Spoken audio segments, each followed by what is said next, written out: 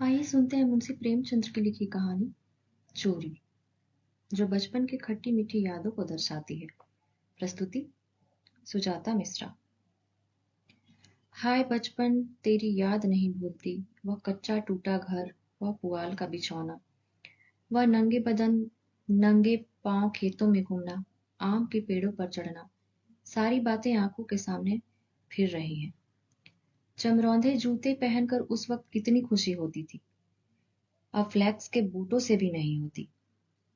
गरम पनुए के रस में जो मजा था, वह अब गुलाब के शरबत में भी नहीं। चबेने और कच्चे बैरों में जो रस था, वह अब अंगूर और खिरमोहन में भी नहीं मिलता। मैं अपने चचेरे भाई हलधर के साथ दूसरे गांव में एक मौलवी साहब के यहाँ पढ़ने जाया करता था। मेरी उम्र 8 साल थी। हलधर, वह अब स्वर्ग में निवास कर रहे हैं, जो मुझसे 2 साल जेठ थे। हम दोनों प्रातःकाल बासी रोटियां खाकर दोपहर के लिए मटर और जौ का चबेना लेकर चल देते थे। फिर तो सारा दिन अपना था। मौलवी साहब के यहाँ कोई हाजिरी का रजिस्टर तो था नहीं, और गैर हाजिर का जुर्माना ही नहीं देना पड़ता था। फिर डर किस बात का। कभी तो हम थाने के सामने खड़े होकर सिपाहियों की कवायद देखते, कभी किसी भालू या बंदर नचाने वाले मदारी के पीछे पीछे घूमने में दिन काट देते, कभी रेलवे स्टेशन की ओर निकल जाते और गाड़ियों की बहार देखते। गाड़ियों के समय का जितना ज्ञान हमको था, उतना शायद टाइम टेबल को भी न था। रास्ते में शहर के एक और महाजन ने एक बाग लगवाना शुरू किया था। वहां एक कुआं खुद रहा था। वह भी हमारे लिए एक दिलचस्प तमाशा था। बूढ़ा माली हमें अपनी झोपड़ी में बड़े प्रेम से बैठाता था। हम उससे झगड़ झगड़ कर उसका काम करते थे। कहीं बाल्टी लिए पौधे सींच रहे हैं, कहीं खुरपियों से क्यारियां गोड़ रहे हैं, कहीं कैंची से बेलों की पत्तियां छाट रहे हैं। इन कामों में कितना आनंद था। माली बाल प्रकृति का पंडित था। हमसे काम लेता, पर इस तरह मानो हमारे ऊपर कोई एहसान कर रहा था। जितना काम वह दिन भर में करता, हम घंटों भर में निपटा देते थे। अब वह माली नहीं है, लेकिन बाग हरा भरा है। उसके पास से होकर गुजरता हूं तो जी चाहता है उन पेड़ों के गले मिलकर रोऊं और कहूं, प्यारे तुम मुझे भूल गए, लेकिन मैं तुम्हें नहीं भूला। मेरे हृदय में तुम्हारी याद अभी तक हरी है, उतनी ही हरी जितने तुम्हारे पत्तों में। निस्वार्थ प्रेम के तुम जीते जागते स्वरूप हो। कभी कभी मौलवी साहब के पास से हम हफ्तों गैर हाजिर रहते थे, पर मौलवी साहब से ऐसा बहाना कर देते थे कि उनकी बढ़ी हुई त्योरियां उतर जाती।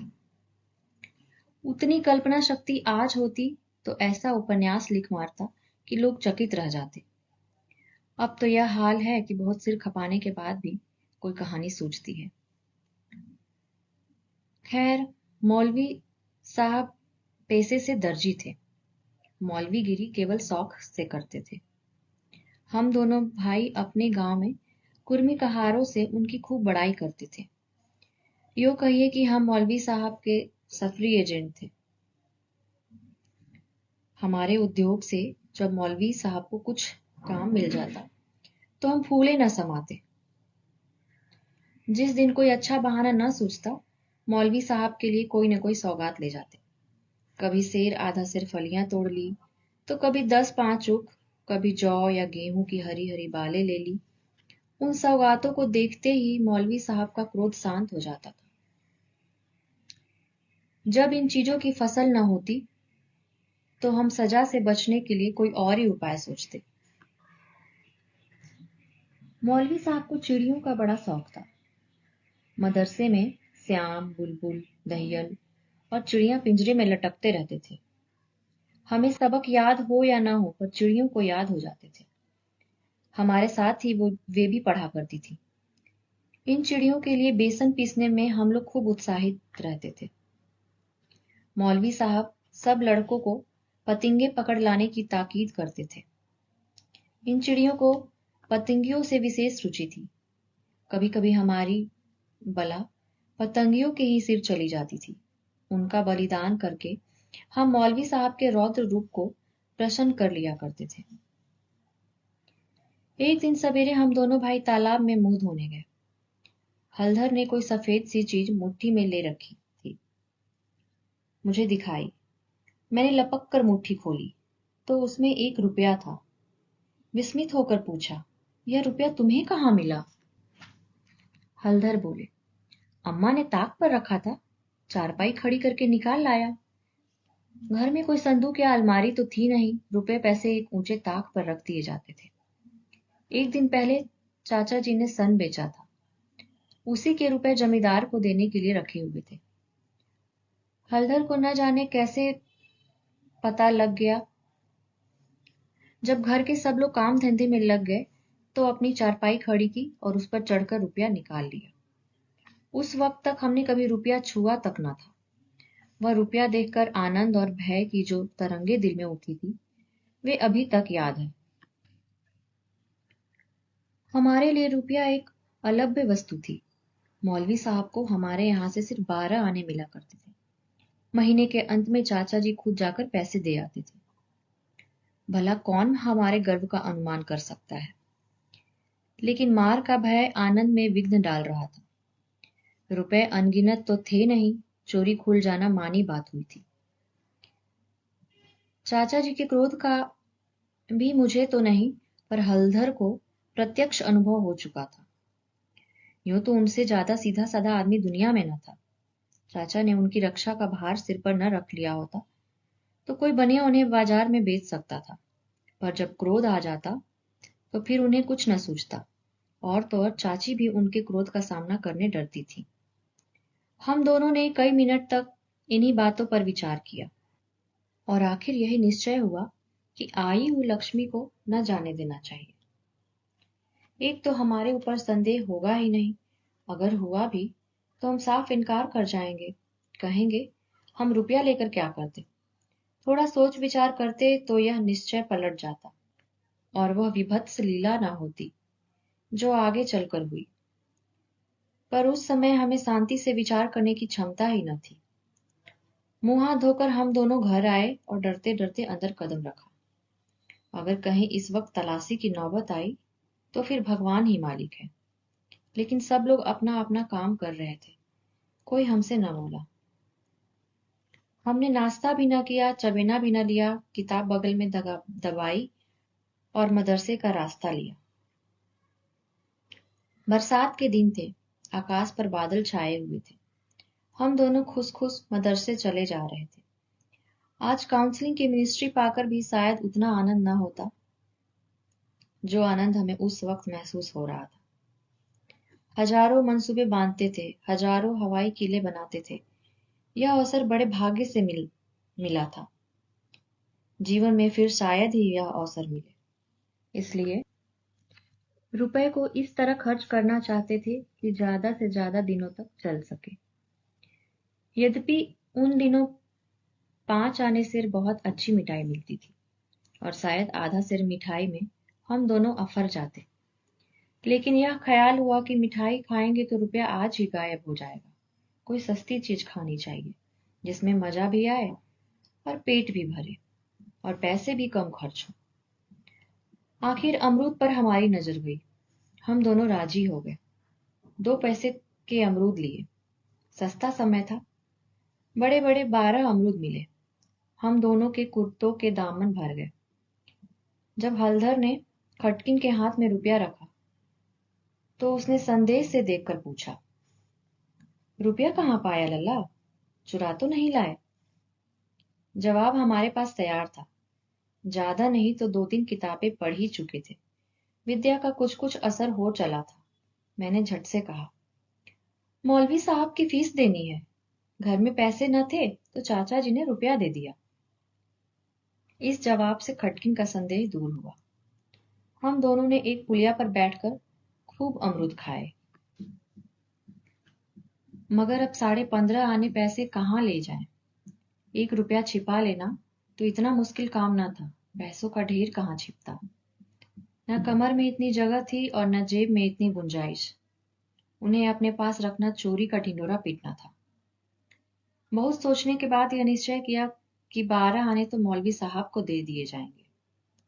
से 3:30 आने की मिठाई उड़े। यह फैसला करके हम लोग मदरसे पहुंचे। आज कई दिनों के बाद गए थे। मौलवी साहब ने बिगड़कर पूछा, इतने दिनों कहाँ रहे? मैंने कहा, मौलवी साहब घर में गमी हो गई थी।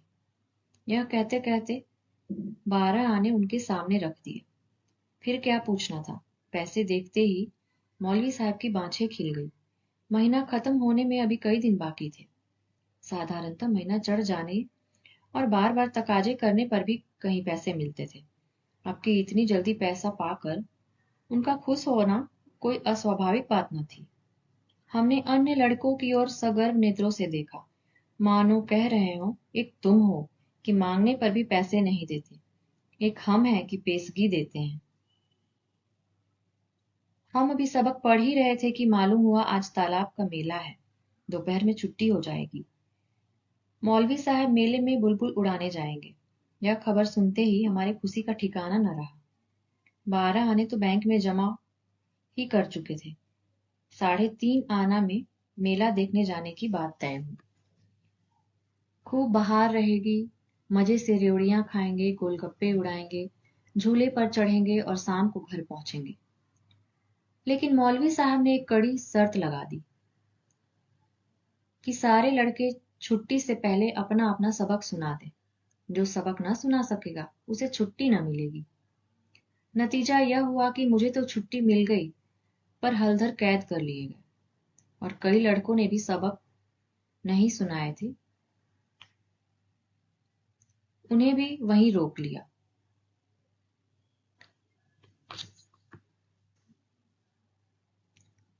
नतीजा यह हुआ कि मुझे तो छुट्टी मिल गई, पर हलधर कैद कर लिए और कई लड़कों ने भी सबक सुना दिए थे। वे सभी मेला देखने चल पड़े। मैं भी उनके साथ हो लिया। पैसे मेरे ही पास थे, इसलिए मैंने हलधर को साथ ले जाने का इंतजार न किया। तय हो गया कि वह छुट्टी पाते ही मेले में आ जाएंगे और दोनों साथ साथ मेला देखेंगे। मैंने वचन दिया था कि जब तक वह न आएंगे एक पैसा भी खर्च न करूंगा। लेकिन क्या मालूम था कि दुर्भाग्य कुछ और ही लीला रच रही है। मुझे मेला पहुंचे 1 घंटे से ज्यादा गुजर गया, पर हलधर का कहीं पता नहीं। क्या अभी तक मौलवी साहब ने छुट्टी नहीं दी या रास्ता भूल गए? आंखें फाड़ कर मैं सड़क की ओर देखता था। अकेले मेला देखने में जी न लगता था। यह संशय भी हो रहा था कि कहीं चोरी खुल तो नहीं गई और चाचा जी हलधर को पकड़कर घर तो नहीं ले गए। आखिर जब शाम हो गई तो मैंने कुछ रेवड़ियां खाई और हलधर के हिस्से के पैसे जेब में रखकर धीरे धीरे घर चला। रास्ते में ख्याल आया, मदरसा होता चलूं। शायद हलधर अभी वहीं हो, मगर वहां सन्नाटा था। हाँ, एक लड़का खेलता हुआ मिला। उसने मुझे देखते ही जोर से कहकहा मारा और बोला, बच्चा घर जाओ तो कैसी मार पड़ती है। तुम्हारे चाचा आए थे, हलधर को मारते मारते ले गए हैं। अजी ऐसा तान कर घूसा मारा कि मियाँ हलधर मुंह के बल गिर पड़े। यहाँ से घसीटते ले गए हैं। तुमने मौलवी साहब की तनख्वाह दे दी थी, वह भी ले ली। अभी कोई बहाना सोच लो, नहीं तो बेभाव की पड़ेगी। मेरी सिट्टी पिट्टी भूल गई। बदन का लहू सूख गया। वही हुआ जिसका मुझे शक हो रहा था। पैर मन मन भर के हो गए। घर की और एक एक कदम चलना मुश्किल हो गया। देवी देवताओं के जितने नाम याद थे, सभी की मनता मानी। किसी को लड्डू, किसी को पेड़े, किसी को बतासे। गांव के पास पहुंचा तो गांव के डीह पर सुमिरन किया, क्योंकि अपने हलके में डीह ही की इच्छा सर्वप्रधान होती है। यह सब कुछ किया, लेकिन ज्यों-ज्यों घर निकट आता था, दिल की धड़कन बढ़ती जाती। घटाएं उमड़ी आती थी। मालूम होता था आसमान फटकर गिरा जा रहा है। देखता था लोग अपने अपने काम छोड़कर भागे जा रहे हैं। गोरू भी पूछ उठाए घर की ओर उछलते कूदते चले जाते थे।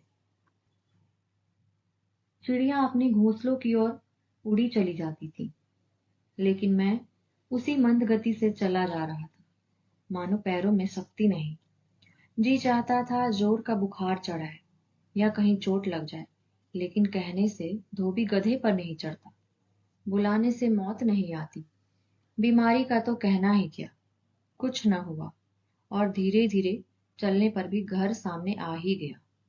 अब क्या होगा? हमारे द्वार पर इमली का एक घना वृक्ष था। मैं उसी की आड़ में छिप गया कि जरा अंधेरा हो जाए तो चुपके से घुस जाऊं और अम्मा के कमरे में चारपाई के नीचे जा बैठूं।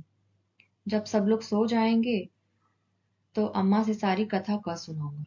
अम्मा कभी नहीं मारती। जरा उनके सामने झूठ मूठ रोऊंगा तो वो और भी पिघल जाएंगी। रात कट जाने के बाद फिर कौन पूछता है? सुबह तक सबका गुस्सा ठंडा हो जाएगा। अगर ये मंसूबे पूरे हो जाते तो इसमें संदेह नहीं कि मैं बेदाग बच जाता, लेकिन वहां तो विधाता ने कुछ और ही मंजूर कर रखा था। मुझे एक लड़के ने देख लिया और मेरे नाम की रट लगाते हुए सीधे मेरे घर के अंदर भागा। अब मेरे लिए कोई आशा न रही। लाचार घर में दाखिल हुआ तो सहसा मुंह से एक चीख निकल आई, जैसे मार खाया हुआ कुत्ता किसी को अपनी ओर आता देखकर भय से चिल्लाने लगता है। बरामदे में पिताजी बैठे थे। पिताजी का स्वास्थ्य इन दिनों कुछ खराब हो गया था। छुट्टी लेकर वह घर आए थे। यह तो नहीं कह सकता कि उन्हें शिकायत क्या थी, पर वह मूंग की दाल खाते थे और संध्या समय शीशे की ग्लास में एक बोतल में कुछ उड़ेल उड़ेल कर पीते थे। शायद यह किसी तजुर्बेकार हकीम की बताई हुई दवा थी। दवाएं सब बासने वाली और कड़वी होती है। यह दवा भी बुरी ही थी, पर पिताजी न जाने क्यों इस दवा को खूब मजे ले लेकर पीते थे। हम जो दवा पीते थे तो आंखें बंद करके एक ही घूंट में गटक जाते थे, पर शायद इस दवा का असर धीरे धीरे पीने में होता था। पिताजी के पास गांव के 2-3 और कभी कभार 4-5 और रोगी भी जमा हो जाते थे और घंटों दवा पीते रहते थे। मुश्किल से खाना खाने उठते थे। इस समय भी वह दवा पी रहे थे। रोगियों की मंडली जमा थी। मुझे देखते ही पिताजी ने लाल लाल आंखें करके पूछा, कहाँ थे अब तक? मैंने दबी जबान से कहा, कहीं तो नहीं। अब चोरी की आदत सीख रहा है। बोल, तूने रुपया चुराया कि नहीं? मेरी जबान बंद हो गई। सामने नंगी तलवार नाच रही थी। शब्द भी निकालते हुए डरता था। पिताजी ने जोर से डांट कर पूछा, बोलता क्यों नहीं? तूने रुपया चुराया कि नहीं? मैंने जान पर खेल कर कहा। मैंने कहा, मुंह से पूरी बात भी नहीं निकलने पाई थी कि पिताजी का विकराल रूप धारण किए दांत पीसते झपट कर उठे और हाथ उठाए मेरी ओर चले। मैं जोर से चिल्लाकर रोने लगा। ऐसा चिल्लाया कि पिताजी भी सहम गए। उनका हाथ उठा ही रह गया। शायद समझे कि जब अभी से इसका यह हाल है, तब तमाचा पड़ जाने पर कहीं इसकी जान ही न निकल जाए। मैंने जो देखा कि मेरी किस्मत काम कर गई, तो और भी गला फाड़ फाड़ कर रोने लगा। इतने में मंडली के 2-3 आदमियों ने पिताजी को पकड़ लिया और मेरी ओर इशारा किया कि भाग जा। बच्चे ऐसे मौके पर और भी मचल जाते हैं और व्यर्थ मार खा जाते हैं। मैंने बुद्धिमानी से काम लिया, लेकिन अंदर का दृश्य इससे कहीं अधिक भयंकर था। मेरा तो खून सर्द हो गया।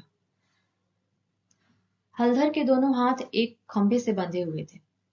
सारी देह धूल धूसिर हो रही थी और वह अभी तक सिसक रहे थे। शायद वह आंगन भर लोटे थे। ऐसा मालूम हुआ कि सारा आंगन उनके आंसुओं से भर गया है। चाची हलधर को डांट रही थी और अम्मा बैठी मसाला पीस रही थी। सबसे पहले मुझ पर चाची की निगाह पड़ी। बोली, लो, वह भी आ गया। क्यों रे, रुपया तूने चुराया था या इसने?